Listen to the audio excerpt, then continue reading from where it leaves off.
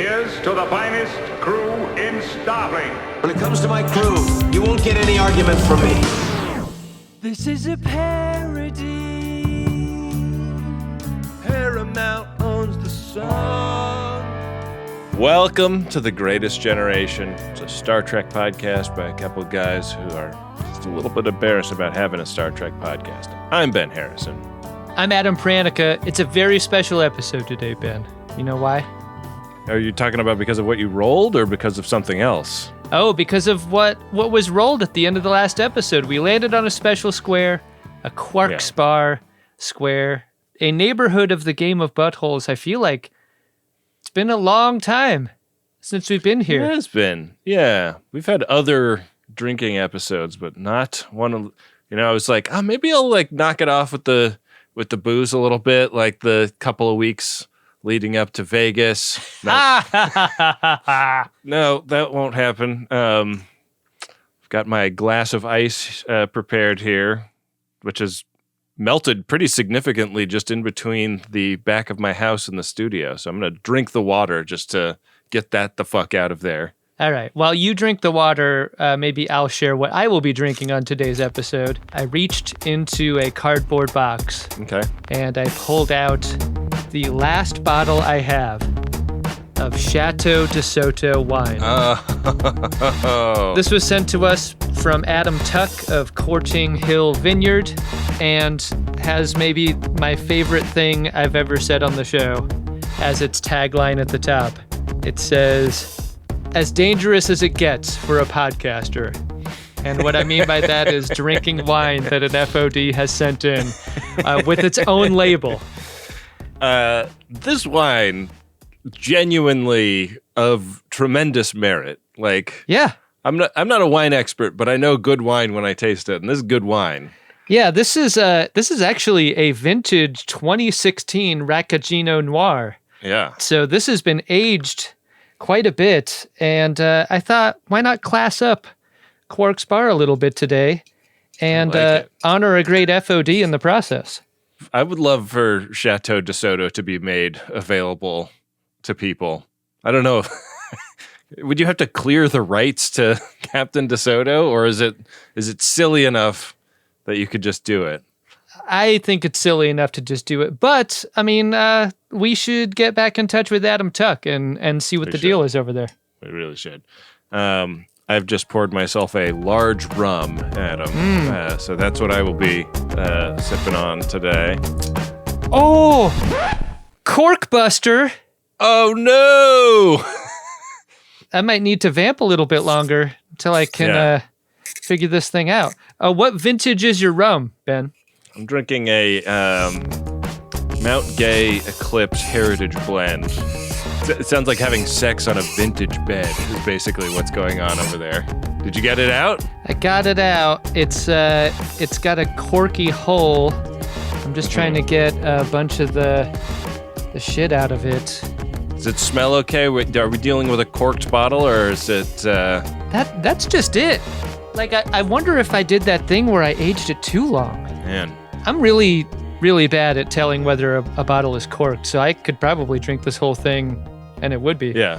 You're just smelling for dank basement. If you smell anything in the dank basement neighborhood. Honestly, it smells like wine. It smells a little fruity. Okay, good. You're good. I sent a corked bottle back at a restaurant one time, and the waiter gave me a ton of shit, and he's like, "No, we're specially trained to identify when the wine is corked." And I was like, I don't know what to tell you, man. It smells like mildew. It's not good. This is why we have the whole thing of them pouring a little bit in a glass for you to taste. That's the ritual. I need to do the same thing. I stupidly brought a stemmed wine glass out to the studio. Something I would caution you never to do. And there we are. There we go. It looks very dark. It looks like one of the darkest red wines I've ever seen. It's almost brown. It really is. Dude, I don't know if it's turned or not. It tastes like booze almost. Like it tastes hot. Whoa. Yeah. Maybe it might just need to lay down in the glass a little bit, breathe, you know? Yeah, I like that. Let's go with this, Ben. It's a Quark Spar episode. I'm not sending the spottle back. Let's let that shit breathe. Cheers to you, man. L'chaim. Okay. Yeah. Let's go, Ben. We've got, as exciting as that Marin was, an even more exciting episode on deck today. Incredible episode. It is Enterprise Season 3, Episode 18, and it's called Azati Prime. Got free speech and guitar. There is not even a cold open to this one. We are getting into it. We pull up. So it's that red giant system we've been promised. We learned that there's tons of Xindi security. There's like a security grid. There's lots and lots of activity with ships floating around everywhere. We don't see the grid this episode. Does that bug you? Oh, like an actual grid in space? Like that episode of TNG where Tasha Ram Yarlin is in, you know, like, and they set up that net and then Data has to yell at a guy. That's my summary of that episode. But that's their grid, right? They're trying to make a grid to stop the Klingons from coming over. Someone edit Memory Alpha to say that episode was the one where Data had to yell at a guy. That's my recap. Yeah, I didn't have a problem with it because they're satellites, and it's just a detection grid. I feel like if you got the shield around the planet that Prince Vespa comes from in Spaceballs. I remember that. And the Rogue One shield? That's just like a hard shell. Uh-huh. But a detection grid, I feel like you kind of want that to be subtle. You don't want to make it obvious that it's there. It's like a tripwire. Yeah. Yeah. Yeah. You want it tripped. You want it tripped. That's a line I've been using on interesting females my whole life. Only one of them's ever gotten me pregnant. You're never gonna let that go, are you? Hey, you almost tripped my line. And by line, I mean penis. Hello, I'm Trip Tucker. I don't want you to get the sense that it's really, really skinny like a piece of wire. No. It's not. It's got a nice girth to it. If you were to drag a foot into my penis, you wouldn't break it. And you wouldn't set off a claymore. Something's going to explode, but it ain't no bomb. There's a bunch of ships that they pick up in a convoy. They zoom in on the front one. That's Degra's ship right there. This is such a fun moment. I mean, this is as heroic.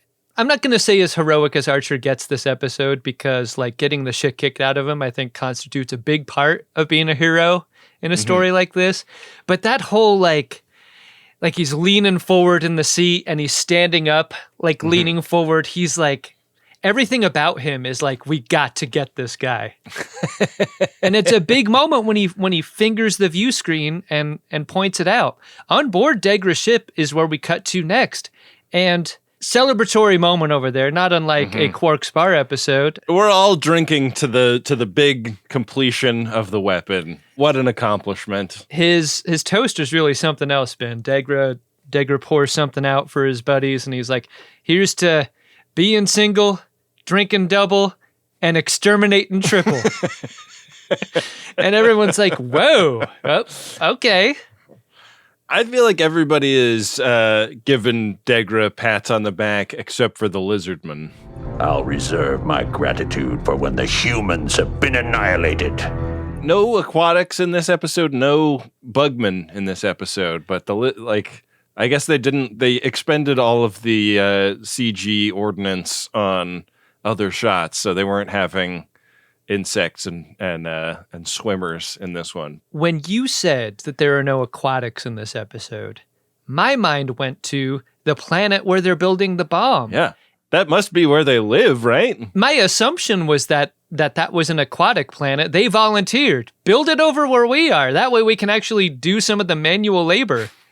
They probably regretted that right away. Yeah, we want to be involved, and then they're like all getting chemosite burns and yeah, it sounds terrible. The industrial accidents that are befalling them are bad news for them. After the theme, it's clear that like we're doing real life Xindi Council meetups on Degra's ship, and a bunch of time is given to like people being really stoked to finally do this in person. This is great. How much more efficient are we when we're all in the room together? Feels good. You know, it was nice to try the work from home thing on, but now that we're back in the office, you know, you just like, you're coming up with ideas. You're at the water cooler and you just strike up conversation. This is stuff that can't happen. Yeah. When we're all doing this over Zoom. Enterprise has been laying low behind a moon that obscures their position from the Xindi sensors, I guess. And on the bridge, they discuss this defense grid that is between them and the weapon they're trying to get at. And there is no way Enterprise is going to make it through this grid. The holes are too small. And also, like, if you take out one of the satellites, it's designed to like self-repair. So yeah, they do pay off that ship that we kept wondering about in a recent episode. Yeah, they kept that thing in the shuttle bay. Only problem is, no one knows how to fly it.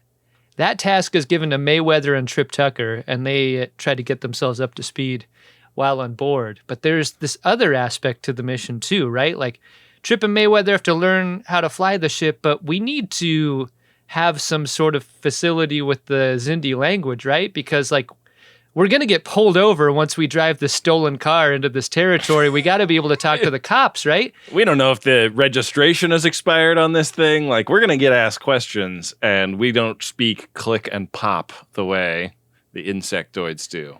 Hoshi is on the Click and Pop project, and T'Pol hits her up about where she's at on that. Not very far. The translations do not go well, Enterprise. T'Pol already a little bit punchy in this episode. Like, a little bit not cool with the progress Hoshi is making, kind of riding her a little bit.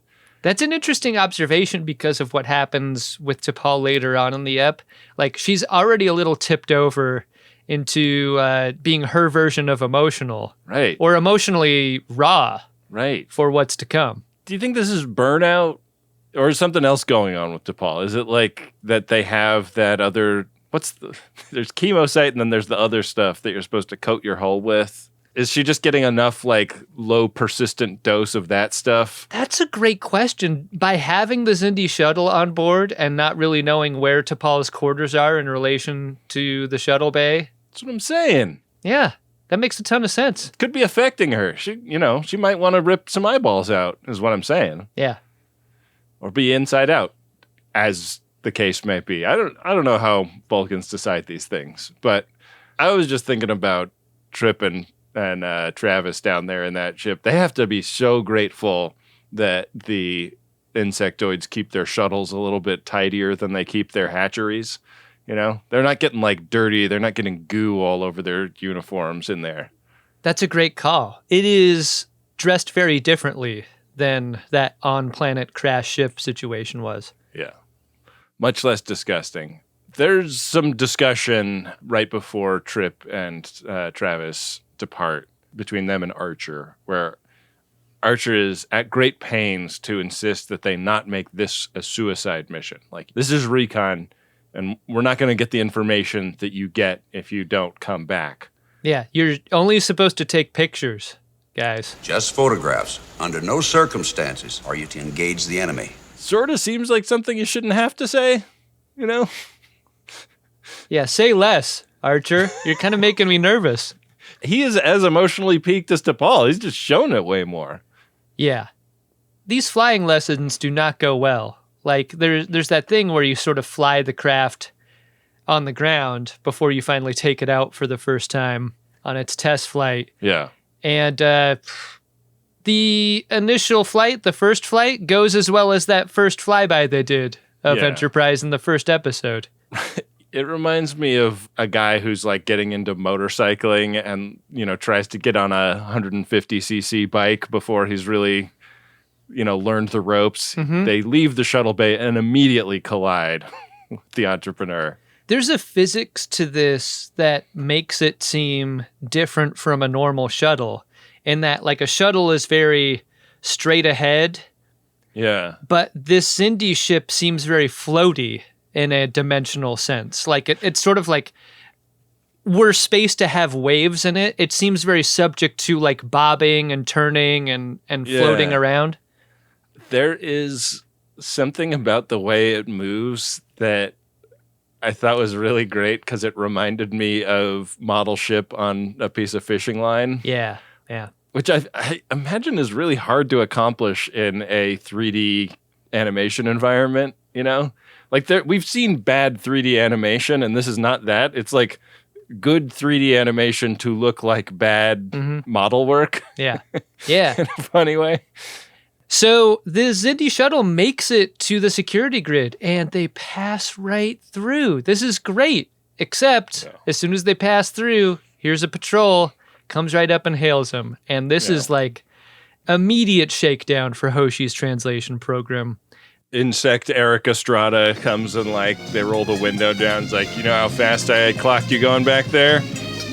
Insect Eric Estrada grabs like the external bone structure of its skull and like pulls it back like a hairline trick. I need to see your license and registration.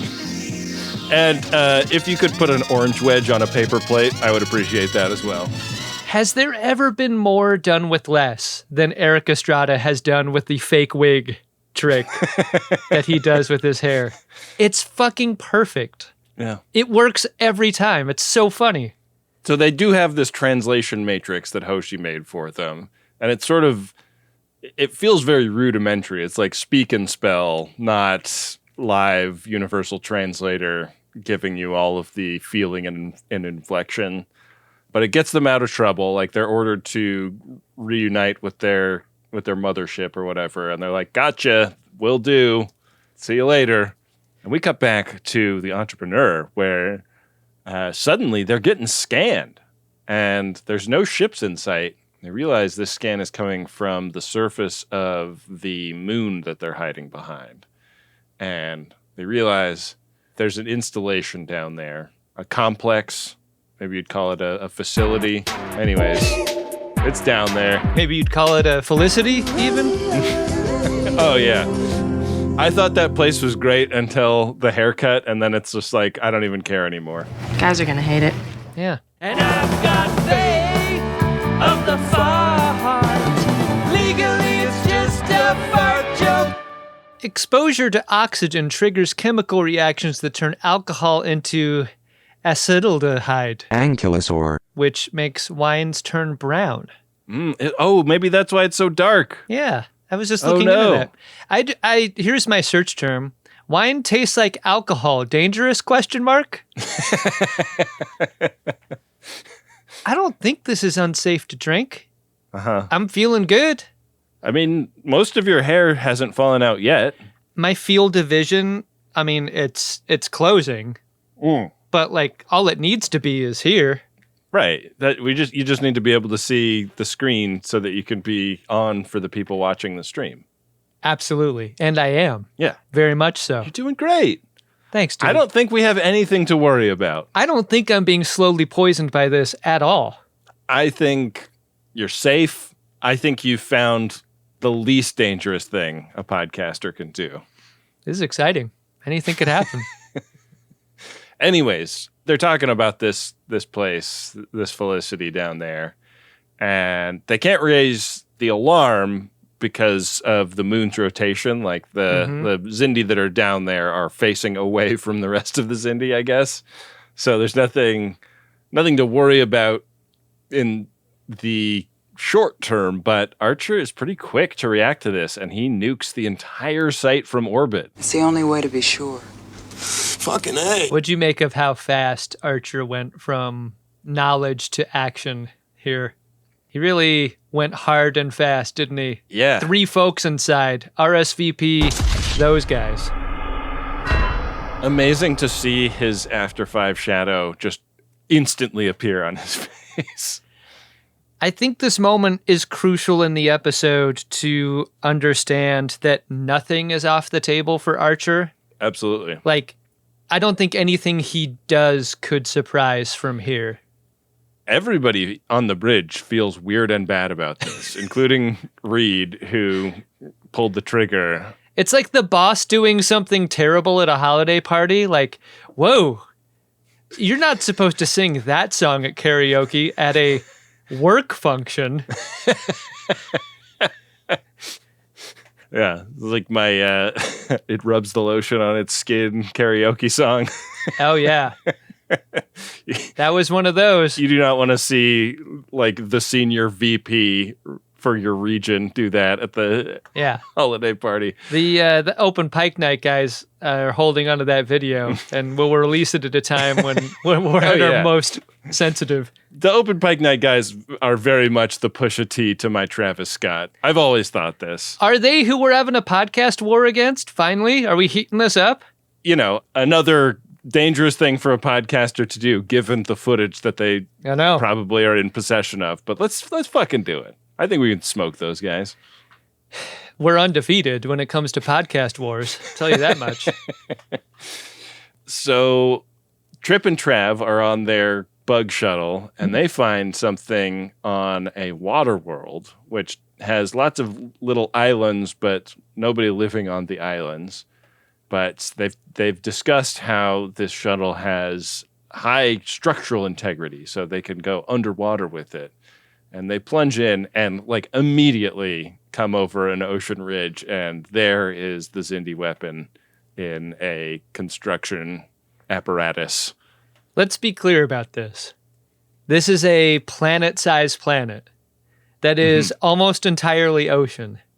They did not know where the weapon was under the water, and they submerged right next to it.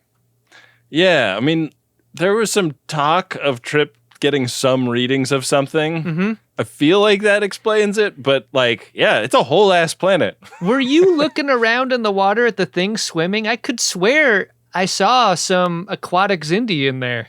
Oh, were they like waving goodbye to the shuttle as it went by? Like the guy in the no, man, in the shipbuilding facility when the Enterprise leaves. You know what? They looked fucking tired of doing all the work. They're toiling. It sucks for them. Yeah. Anyway, they go full on inside this thing. This was unexpected too. Mayweather and Trip are flying their little Xindi shuttle around. They go up in it. Yeah. We've talked a lot about how the prototype weapon was a lot smaller than we expected. This one bigger than I expected. Yeah. Ships are going in and out of it. Like a lot of them. There's traffic. They have to do like a full zipper merge to get in there. Like the heads of a magic shop. Where's the regular size? We're already to woo-ha-ha. You skipped regular size, Xindi. And we are immediately back in a McLaughlin group. Issue 1. In the command center. We go through a dissolve transition to get there, though. I really like that. That's not something we get all the time on Star Trek. The rare dissolve transition in Trek. Did you have a favorite number of frames for your dissolves when you were doing production? It comes preset at 1 second. 1 second is the default of a dissolve. Which is bad, which I never did. I don't know about you.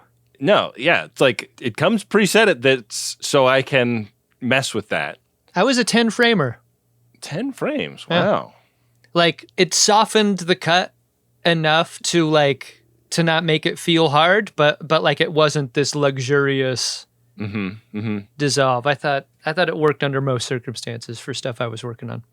I made a music video that had a lot of whip pans in it, and I was trying to do dissolves between the whip pans, and I kept shortening my dissolves until I realized it doesn't need a dissolve. In a whip pan, you can do a hard cut, and it's invisible. Sneak it right in there. Yeah.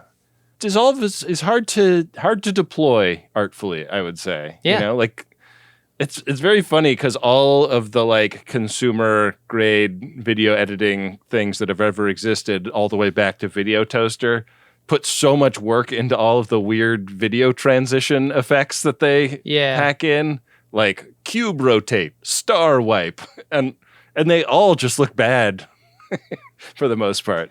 Do you think dissolve as a transition is like for the past? Because I'm thinking of modern TV and movies, and you don't really see it anymore. Yeah. And were you to see it, it might bump you a little bit. I think that they do it in like the Star Wars things to signal this is a Star Wars thing. But it was like, hey, look at this neat thing we can do in the 70s when they made Star Wars. And now it's like this is just so you're not getting it twisted. This is a Star Wars thing. Sure, I mean, because Star Wars would still do an iris open, iris close kind of transition, and that's still fun and cool, but they're the only ones that get to do that. Yeah. Yeah. I like a nice long dissolve, you know? The one in Spaceballs is great. Nice dissolve. So what's happened here is we've dissolved from the planet side to Trip and Mayweather having returned to Enterprise, reporting on what they found in their mission. And they are able to decide on a part of the weapon that would be best served to destroy it. Were they to deploy a shuttle full of explosives to do it? Except that would make it functionally a suicide mission, wouldn't it? Because if you were to go in there with a shuttle with all these explosives, like, you're not leaving. Right. You're not getting out of the shuttle and, like, dumping explosives out of it. Yeah. And then leaving before the blast radius hits you. You're just hitting the button from inside. Did any part of you wish that they had, like, preserved some technology from Dijamat and his people and sent somebody on the suicide mission with a brooch that they could stab into themselves? I love that a lot. I think that would be great. Like, they go into great detail about, like... The thing about these shuttles is, once they get crushed, there's a lot of guesses about how much suffering there would be were you to fill up with a bunch of billionaires and then have that thing get crushed up. Like, were anyone to volunteer for this mission, it's a total mystery about how painful it could get, so maybe we give you a poison brooch and you stick that into your arm and hit the button at the same time. That removes the possibility of any suffering.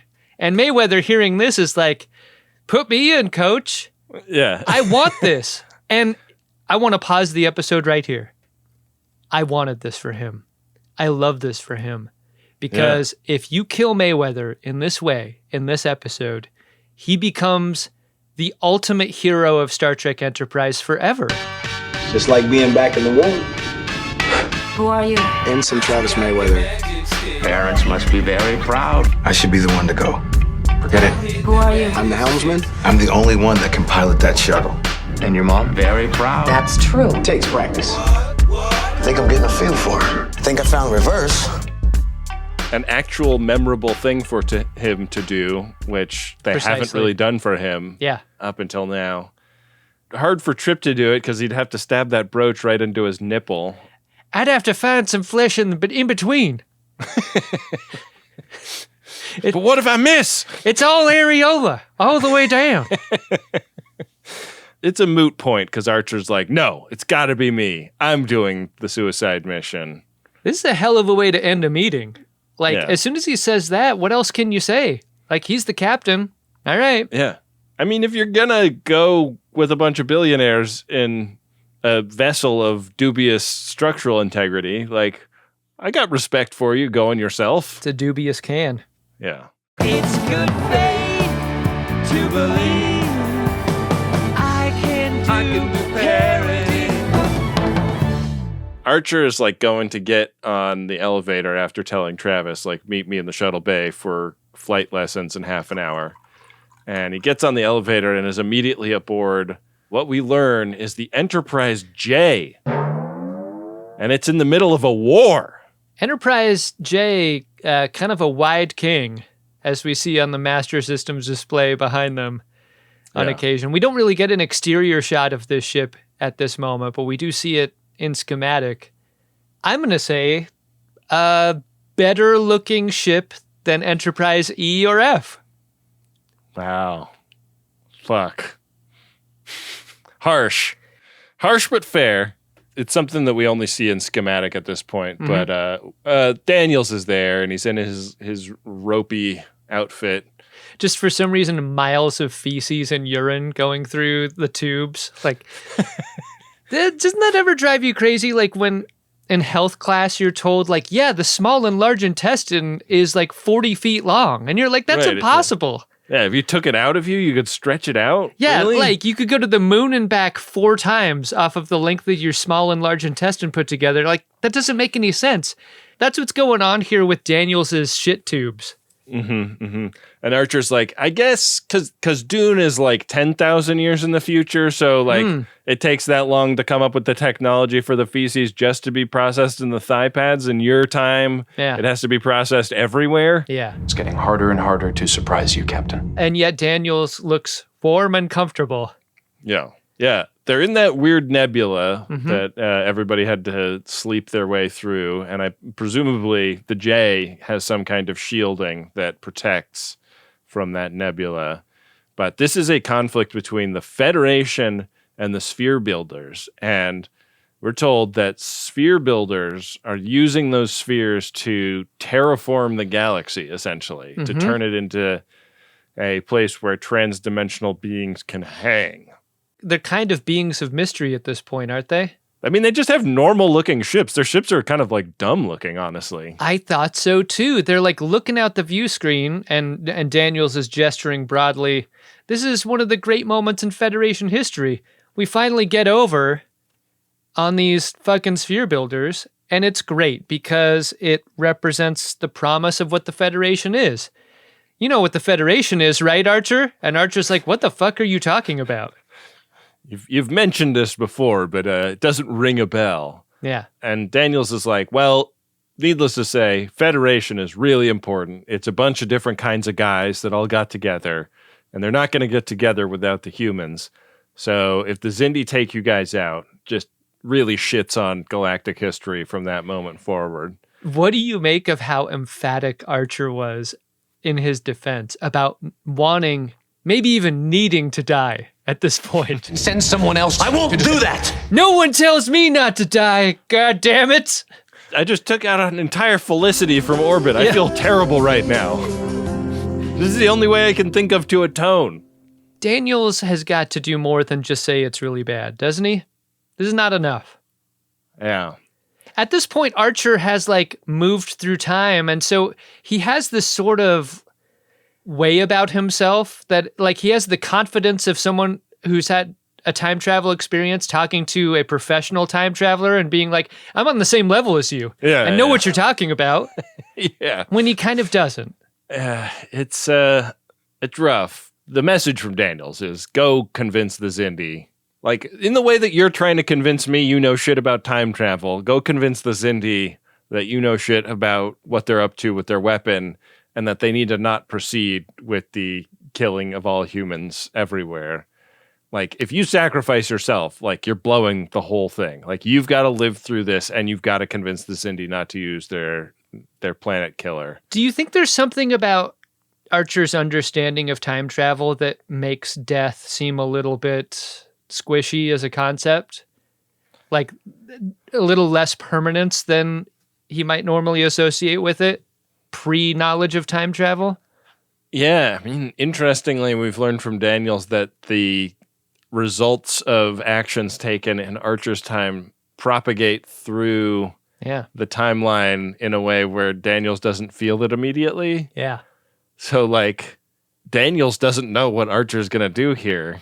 Pretty wild. Yeah, you've got to be thinking, like, I mean, Daniels knows what he knows, but he doesn't know what I know. I could do anything at this point, you know? Hey, listen, Archer, I see you're pretty dug in with the whole kill yourself aspect of this mission. Let's just pretend that there's a moment of doubt for you at some point. I'm going to give you this little brooch. In case you choose the diplomatic option at some point, I want you to have this in your pocket. This belonged to a Xindi crew person who's on this very ship at this very moment, the Enterprise J. Let's just say if you're ever in a Starfleet bar and somebody comes up to you, you're going to want to have this in your pocket. Archer's like, why is it all wet? Daniels is like, well, that's because this is an aquatic Xindi. And Archer's like, I didn't think they did anything. Like, what? He mostly wrenches on things. He's kind of he's a laborer. He's not the brightest guy in the crew by any extent. They work for the navigation cetaceans, like kind of a job without a lot of opportunities. Like that's just where they're going to be. You wouldn't think that a huge tank full of whales would need like a janitor, but there you go. Yeah. He's scraping barnacles off of the navigation whales. That's what he does. It's also what he eats, amazingly. Yeah. T'Pol and Archer catch up after this encounter, and he's like, I don't know, man. I just really am kind of hot committed on the whole killing myself thing. And she's like, let's hear this Daniels guy out. He did prove to us recently that time travel exists. So maybe listen to him. This is that kind of ugly argument that a person can get into where they use the other person's words against them. Like, Archer's like, T'Pol, you don't even believe in time travel, so shut the fuck up. Like, you don't get to have an opinion here. Yeah, that never works. No, it does not. And she's also she expresses, doesn't want him to die, doesn't consider it to be necessary. In one of the moments of this episode where Jolene emotes here, like the mask of being a Vulcan slips just a little bit in this scene. Yeah, I think more and more over the course of the episode. Yeah. Catch up with Degra. He is having a hang with the main lizard guy. The main Liz. The Sliz Liz. Yeah. Do we have a name on King of the Lizard People? Oh, yeah, we do. This is Dahlem.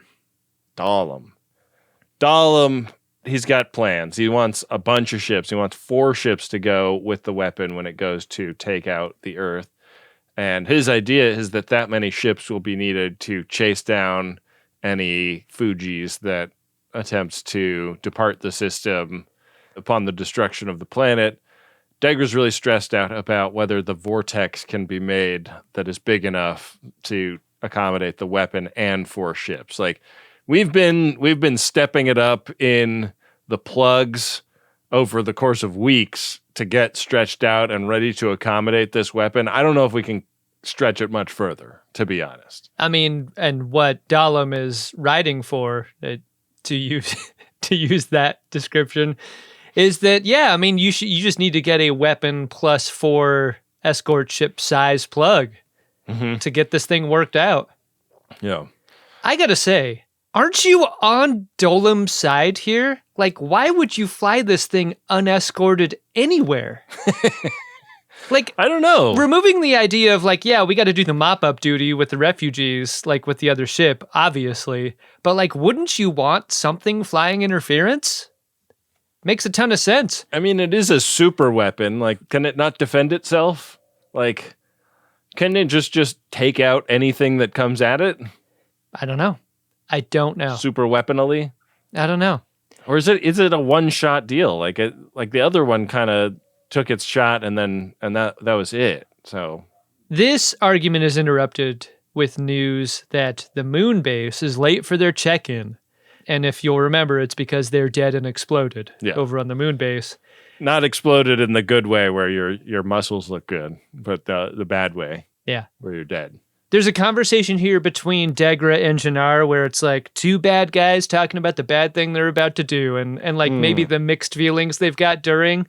Yeah. You know, we're about to be successful with our extermination, but also, it's them or us, and that makes it complex, doesn't it? Women and children, etc., etc. And the arboreal guy's like, no, genocide is the right path. We should do this. And we love women, am I right? Am I right, Degra? You know I'm right.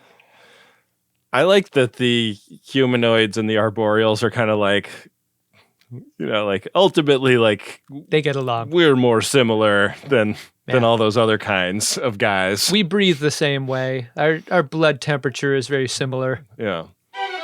Legally, it's just a fart joke. You will never take the greatest gin alive. Ben would rather die. What? Over on the Xindi shuttle, Mayweather is giving flying instructions to Archer. Archer having maintained he will be the guy at the stick, flying this thing on its suicide mission. And Mayweather has to question at this point, now that they're alone, why he would lead the suicide mission. Archer being a pretty high-value crew person. Right. Especially compared to Mayweather. He knows this. Archer's answer is pretty simple. He's done a lot of killing, especially lately. And it is time to go for the most perfect game. and that's himself. What if I could also kill myself, Mayweather? Yeah. Yeah. What if this mortally zero-sum game I'm playing could end with a perfect score? It's the reason of a crazy person, and Mayweather could do nothing to talk him out of it. Sorry I asked. But Adam, would a crazy person leave his dog in the care of a kindly doctor like Phlox? This moment kind of bumped me because you know how dark Archer's gotten when he doesn't outwardly emote anything during the rehoming of his dog on the eve of a suicide mission. Like, there isn't even...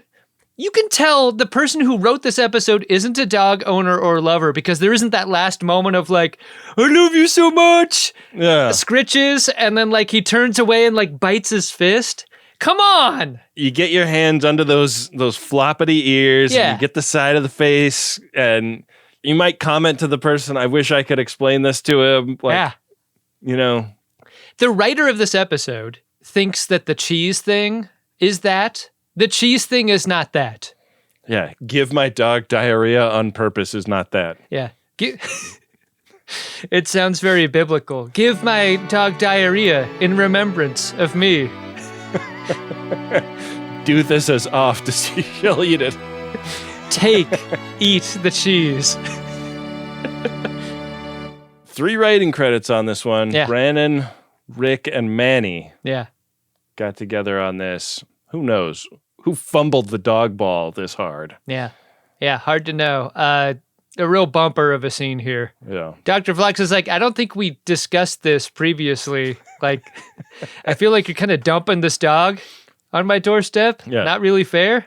Did you see a fire station logo on the door to 6 Bay? What are you doing?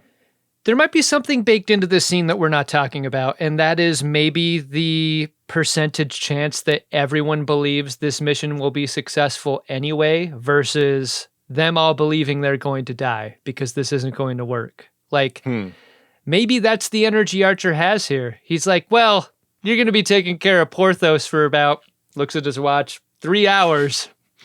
Good luck.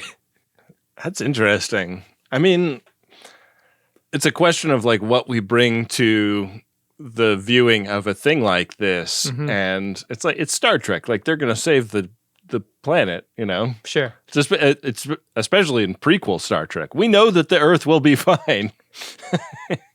That's a great point, except for the thing that Daniel said about the sphere builders existing out of time and thus being able to control situations all over the map. Archer also says his goodbye to his crew. Maybe a reverse of what it should have been. Maybe he should have saved this much emotion for the dog and just given a pretty perfunctory speech to the crew. But he really proud papas them. Like, I mean, and maybe this undercuts what you just said about their like feeling about the doomedness of their mission, because he's talking about all of the other captain butts that are going to sit in that chair. Of all of the captains I have ever known, I am the most angry. I'm so angry. Yeah. He's angry, but these guys rule, and away he goes. Yeah. It would be great if he bumped Enterprise for old time's sake. Like he flirped the ship around like, whoa, whoa. Like bonks into the shields, bounces off, goes their separate ways, and everyone on the bridge crew is like, damn, there goes a real one. Yeah. Like he was always himself, wasn't he? He scrapes off the last E on the name of the ship. Enterprise. Yeah. What the fuck is that? Through the grid he goes, just like the first time through. Like, that's pretty much assured. Yeah. I like that he doesn't get pulled over. I thought that the episode made a good choice not having the chips are out there on the highways, but they're not catching every single speeder. T'Pol has watched long enough. She goes into the clarinet rental closet because that is her space to cry. Everyone knows you don't cry at work. Mm-hmm. You don't. You gotta take that into the breastfeeding room or someplace private. No matter who you are, you do not cry at your desk. You'll never be seen the same way again. Yeah. There's a second room now right next to the breastfeeding room for crying because it's like. But I don't want to be seen going in the crying room. I'm going to the breast room. Because then at least it's a mystery. Yeah. What's Adam doing in there? That's weird. What does Adam identify as anyways? It's not appropriate to ask at work. It definitely isn't. And it isn't up to me to objectify his body and whether or not he has lactating breasts. I'll just roll those questions around in my own mind. Mm-hmm. Those are inside thoughts. She's having a real hard time with this and actually lets a tear go. What has that got to feel like for a Vulcan? It's got to feel orgasmic in a weird way, right? Right, like taking a massive dump after being super constipated. Eye dumps. That's what she's doing. Yeah. Archer makes it there pretty quickly and comes up to that construction apparatus that the sphere was in, but the sphere was in it. It is no longer. I love Archer's take here. This is so disappointing. They really did a good job with the reveal, too. Oops. The only thing we have around us are these aquatic Xindi. Yeah. Finally a break. Yeah. Finally I get to eat. They're all sitting around with buckets full of Coronas on ice. Yeah. Thank fucking Christ. Oh, speaking of beers, I've switched my intake to one of my few remaining spotted cows. Amazing. I thought I saw that creeping in the frame there. That's awesome. Good job by you. Yeah. I'm almost down to the bottom of my second glass of wine, and the reason I've slowed down a bit is because I feel like something about this is very strong. I'm feeling pretty drunk after 2 glasses in a way that 2 glasses of wine doesn't usually do to me. I think there's something about what's happened to this bottle that is strengthening it up. I wish there was a way to assess like how much, like what the percentage, like you can't like wave your phone over a glass of wine. And I wish there was a way to know if I was drinking poison or not, because I think maybe like microdosing poison would feel very similarly to what I'm experiencing right now. I mean, there's only a few lesions breaking out on your face, and like, you know, when you bring your hand up to move your hair, I can see that one of your fingers fell off, but the rest are fine. I do feel like very warm face feeling. I do feel funnier than I usually feel, which is also a symptom of being drunk. Like you really think you're funny when you're drunk. So that's part of it. The bits are really cooking. Yeah. How about this moment where Archer goes to the coordinates, finds no super weapon there, takes bangers, and then powers cut on his ship before we cut away. Like he's in the dark and underwater. And I almost wish that they stayed with this moment a little bit longer, because the creeping dread of that is really powerful. Like, use it. Every submarine film that's ever been made has used that moment. Yeah. And this episode cuts away from it and lets us just spin on that. Yeah. And we learn in the next scene between T'Pol and Trip in the clarinet rental closet that it's been 2 hours with no news from Archer. No evidence that a massive explosion erupted on that planet. He's like, T'Pol, you got to be on the bridge. Like, this is important shit we're doing right now. And she is too bummed out, too sad, trying to put on a brave face that she's just being a stoic Vulcan and that if she's needed, she can be summoned easily. But it's a real best of both worlds moment. Like, Trip almost goes into the, like, that's now your chair. Is it, though? I was close with Archer, closer than friends, closer than family, and I can say goodbye. I really wonder how the rest of the crew feels about a non-commissioned Vulcan officer being given the captain's chair on a starship in this way. Yeah. Where, like, she quit her job. She's a fucking contractor. Yeah. Like, there are people who would have real gripes about that, I think, especially in a moment like this, especially with her being such an absentee captain. It's more interesting because of Trip and T'Pol's intimacy that he feels empowered to do this. And that she feels empowered to tell him to get the fuck out of her office. Like, it's a level of vulnerability that is really intense for this scene.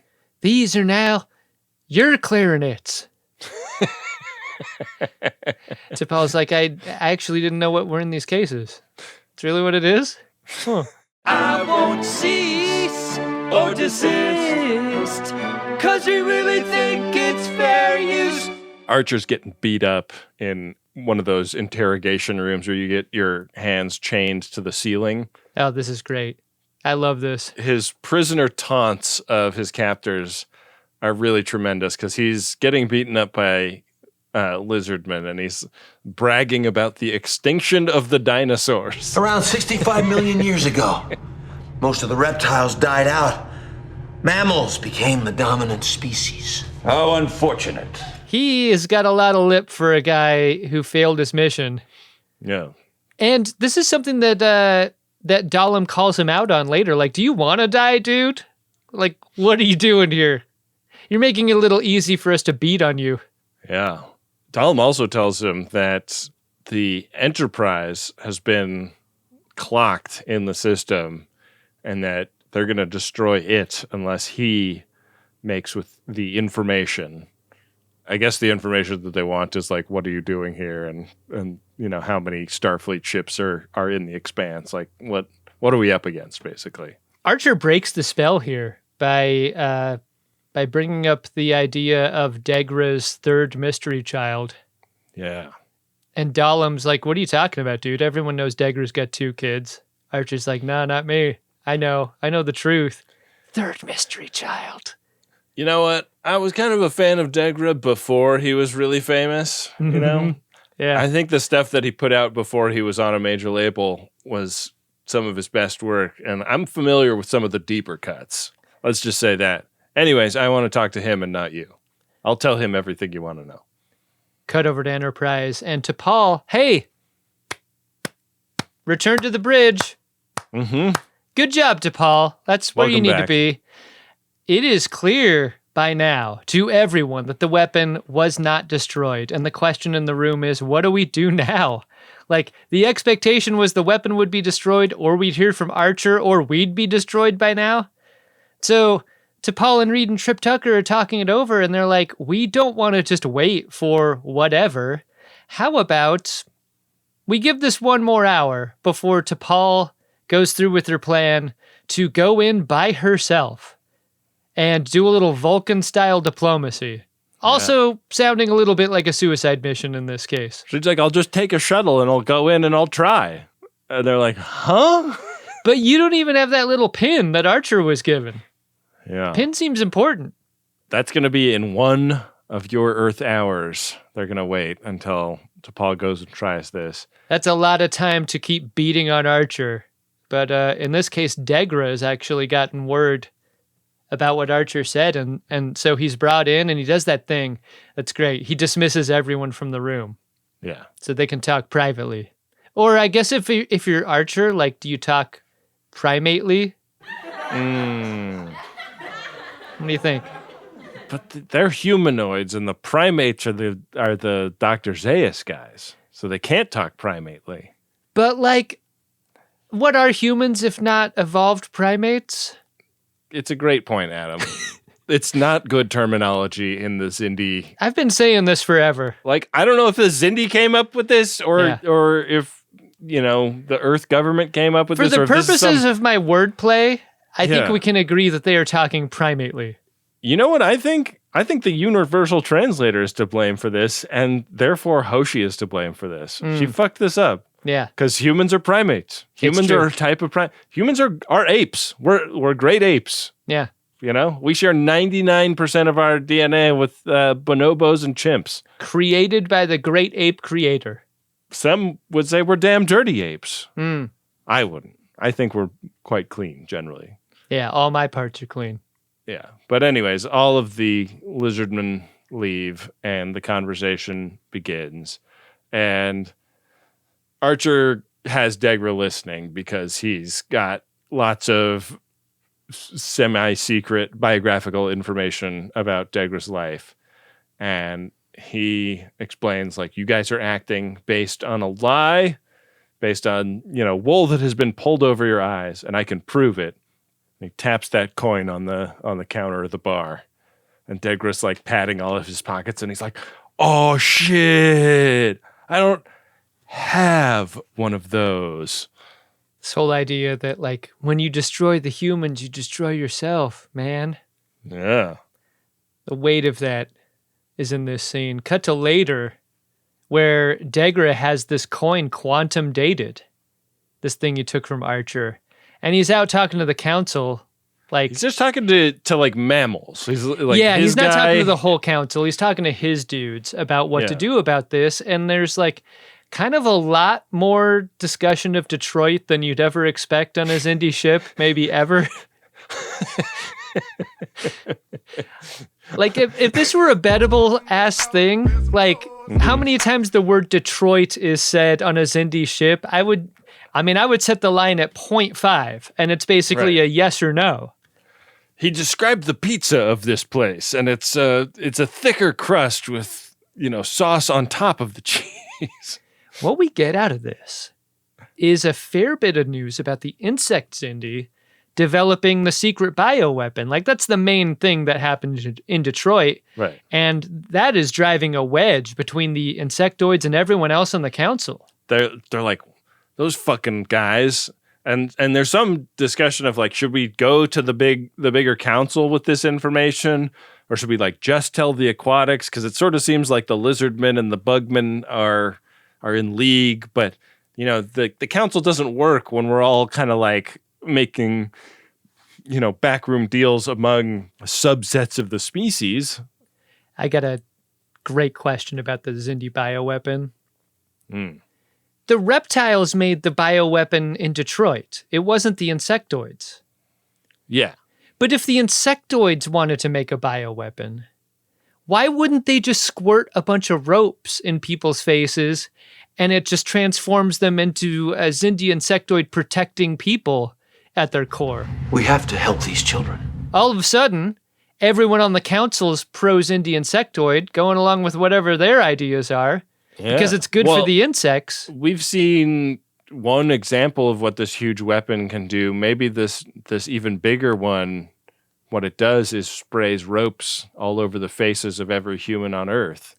What you do is you get a bunch of well-dressed Xindi Insectoids wearing boutonnieres on their chests. They're going around asking folks to smell their flower. Oh, Xindi rope. Xindi rope again. All of a sudden, you're on our team.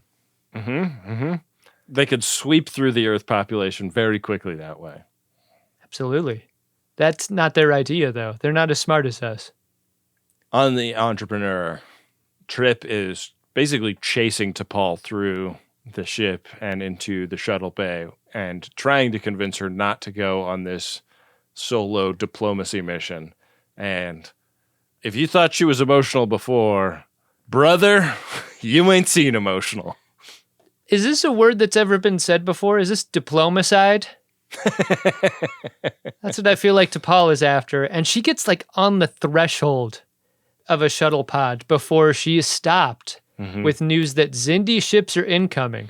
That like grabbing the elbow move always feels bad to see a man do to a woman in a show, right? And yet that is like the language of TV and film for time immemorium. Like, it really is. I feel like that is a function of weak dialogue. If you can't write dialogue that acts as a placeholder for grabbing a woman's arm, then like you failed. Write better dialogue, you know? Rick Berman is like, let's toss out these 4 lines and just have him grab her elbow. Now, is it... I'm playing the part of Rick Berman here. Now, is it possible that Trip could like grab her elbow and all of her clothes could fly off? Like, like maybe she slips down the ladder into the shuttle pod and like, whoop! and he's just up there holding her cat suit like, oh, dang. I didn't know it came apart like that. Yeah, and then she climbs up the ladder and they got to make out because that's what they need to do. There's a moment where she's climbing the ladder and trying to cover herself up, but she's not doing that good of a job. Can we write that into the script? I've seen everything. I've seen it all. Rick, sorry, standards and practices are not going to let us do that. Fuck! Cut over to the bridge. T'Pol's hails of these 4 ships go unanswered. So we're left on this cliff when we cut over to the Xindi jail cell. Archer, unshackled. He's already received a ton of trust in this scene. He's asking for more trust. He wants to address the Xindi Council directly and personally. And man, that's a big ask, I think, in this moment. They're like, I don't know. He's like, I really insist. You're fighting the wrong enemy. A guy I know that has poop running through his entire uniform insisted that that was the case. We're running toward the last couple minutes of this episode. Enterprise is getting absolutely rocked by these Xindi ships. Sparks and girders are flying and dropping. Also getting dropped is Archer at a detention center for more interrogation. Yeah. That's because Dahlem has taken control of things now, and the orders to attack Enterprise actually came from him. That's the way it's going to be. That's final. He has sort of superseded everybody and decided that he is going to destroy the Entrepreneur, and if there are any survivors, they can join Archer in their interrogation center. These fucking lizardmen are acting like they'd run the place. It really feels like when we see these scenes of Enterprise being attacked, like this is the most amount of damage a ship named Enterprise has ever taken. Like it's an Enterprise C amount of damage they're taking at this point. Right. Like aside from like blowing up the whole damn ship. This is it. And people are getting blown into space. People are catching on fire and like rolling around on the ground and getting, fire extinguishers blown at them. It's so much. People are recreating the Pink Floyd Wish You Were Here album cover. Left and right. We get a super duper zoom in on the eyes of T'Pol in the captain's seat. What does that mean? This was such an interesting composition because there's so much chaos going on with the exterior of the ship being attacked, the interior of the ship being attacked, and then like the stillness of a T'Pol, like almost scorekeeping in her mind. Yeah. And that's it. That's the way the episode leaves us. Did you like this episode? I can't pay. Good for late. Got no case. Tempting fate. I don't know, man. This might be my favorite episode of Enterprise. I don't know whether this is the brown wine talking or not, but I really thought this was great. And I think it was great because of how it just grew and grew in intensity toward the end of it. Like it started off with Archer going on, like insisting on a suicide mission, and it ended with the possible death of not just Enterprise, but like Earth at the hands of the superweapon. Yeah. Like this crescendo of a tone was very persuasive. Like it just made me feel like this is one of the high water marks of the series itself.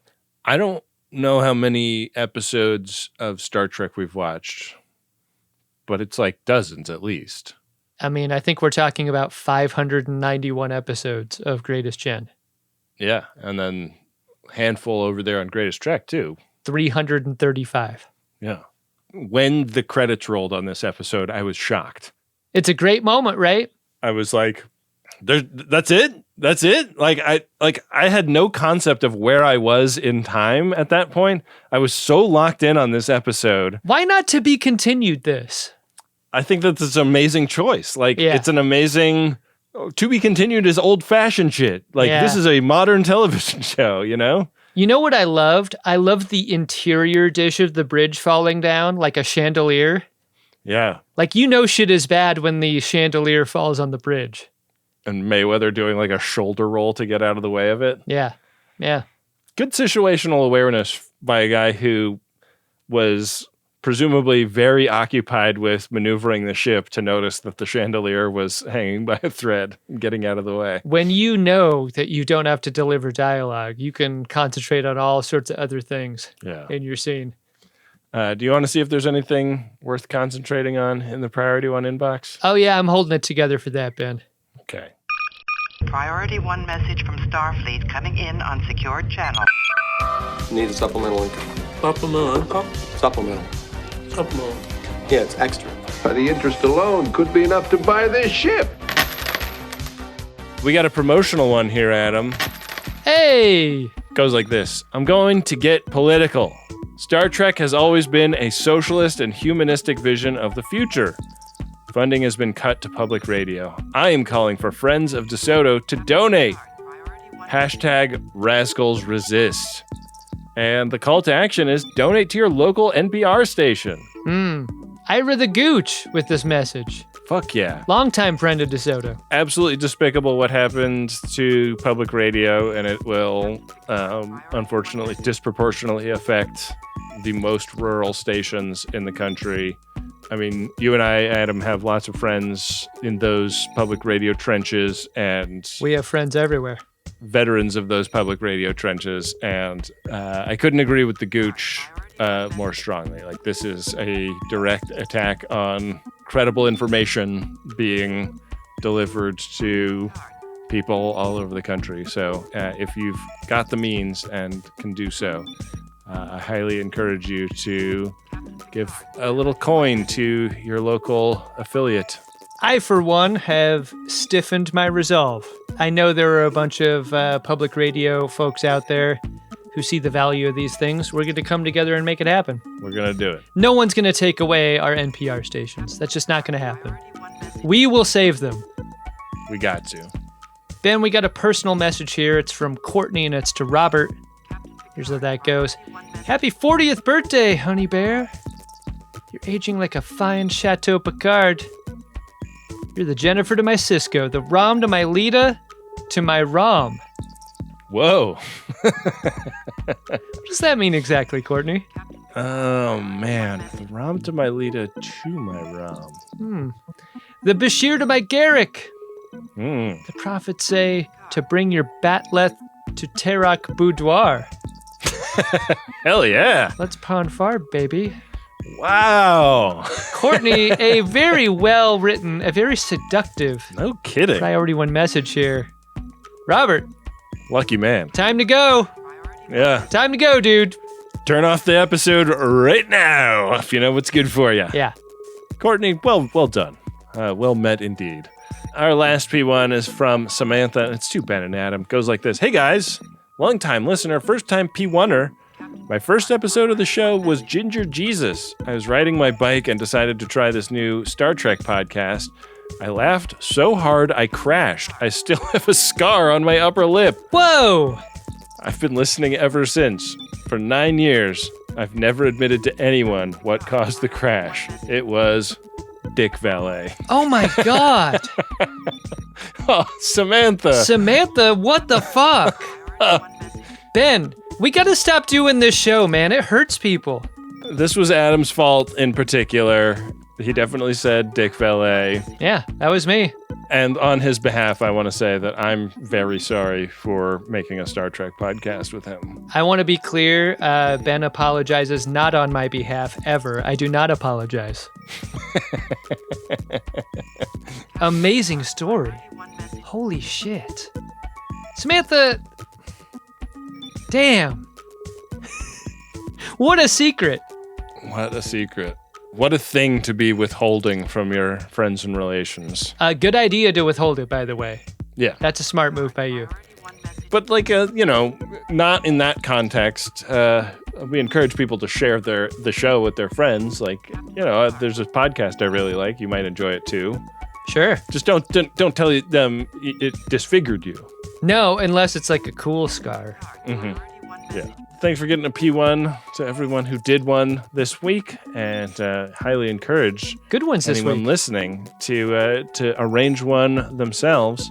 I'm looking at our inventory. We got a lot of availability on Greatest Gen, which is unusual. We're usually booked several months out. I think people are going to want to get into this P1 inbox, especially after today's episode. Indeed. Because doing so is a great way to support the production of our show. MaximumFun.org/Jumbotron. Get in there. Hey, Adam. What?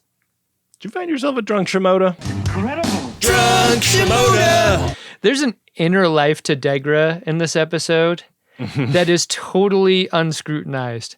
Like, what I wanted to see more than anything was for Archer to tell Dahlem the thing about the third child.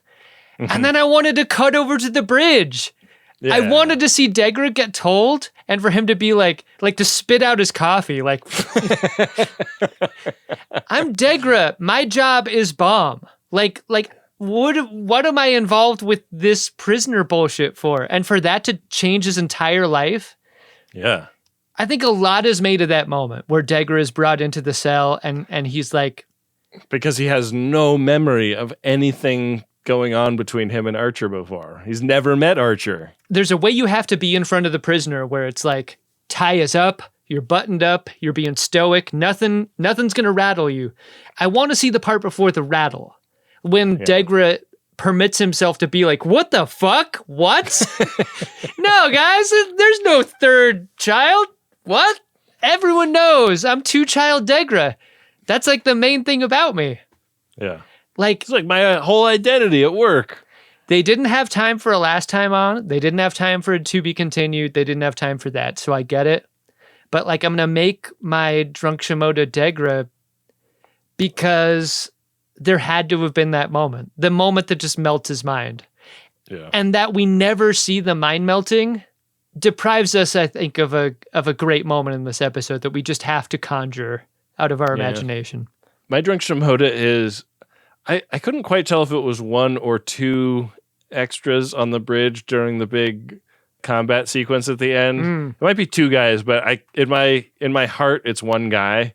Because there's a guy that we see get like the traditional Star Trek, my instrument panel exploded, blasted me in the face, and I went ass over tea kettle over the horseshoe. Yeah. And then I think it is that same guy a couple of beats later in the same sequence when a girder falls. He's like just gotten up from being blasted out of his seat and gets up, and a girder comes out of the ceiling and takes him out from the back.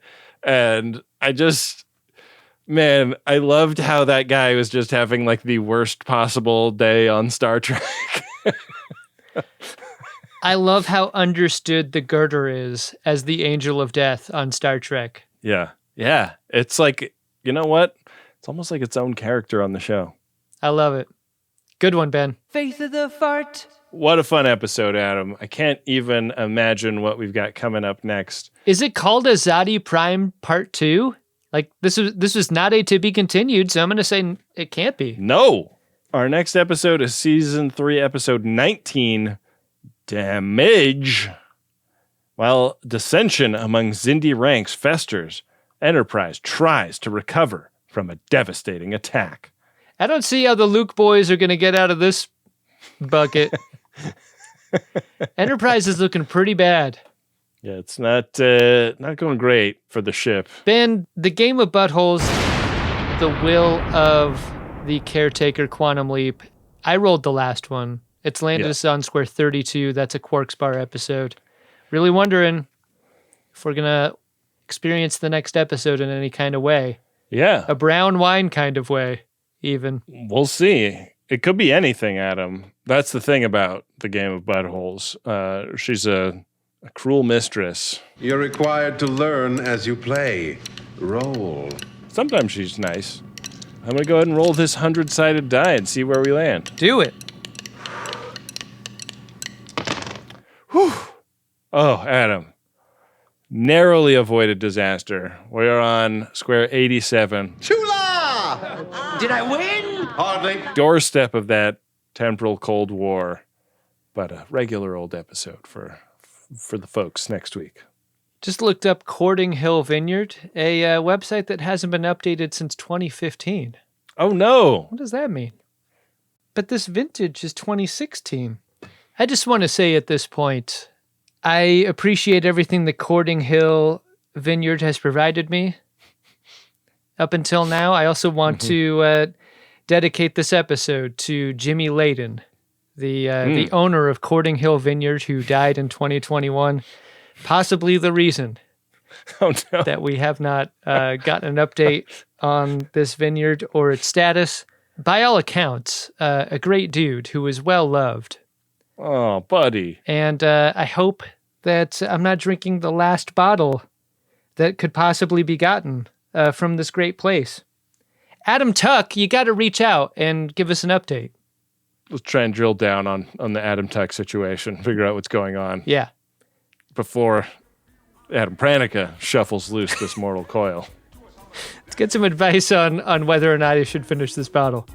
Got to thank the Friends of DeSoto who support at MaximumFun.org/join. Thank you so much. Got to thank Wendy Pretty, our amazing producer and editor. Got to thank Rob Adler, our social media director. Follow @GreatestTrek on all social media platforms and subscribe to the newsletter, greatesttrek.com, to get all of the information about all of the things. We got to thank Bill Tilley, our temporal Cold War time consigliere, and Adam Ragusia, our beloved music director of the Uxbridge Shimoda Corporation, and our co-host on Wholesome. Check out that show at wholesome_pod on Patreon. A really special show, I think. People would like it. It's really good. I look forward to it every week. You want to know Ben a little better than what you know about him from Greatest Gen? There's a lot more under the surface. Oh, no. Let's try and, come up with something actually compelling to pitch the people with. Ben is weird. How weird? You'll find out on Wholesome. With that, we'll be back at you next week with another great episode of Star Trek Enterprise, an episode of the Greatest Generation Enterprise, where I am frantically trying to put Adam Pranica back together after his disastrous run-in with a bottle of brown wine, just as the crew of the Entrepreneur are trying to put their own ship back together. Yeah, I think I'll be okay. I had a brood before this. Good thinking. Yeah. Make it so.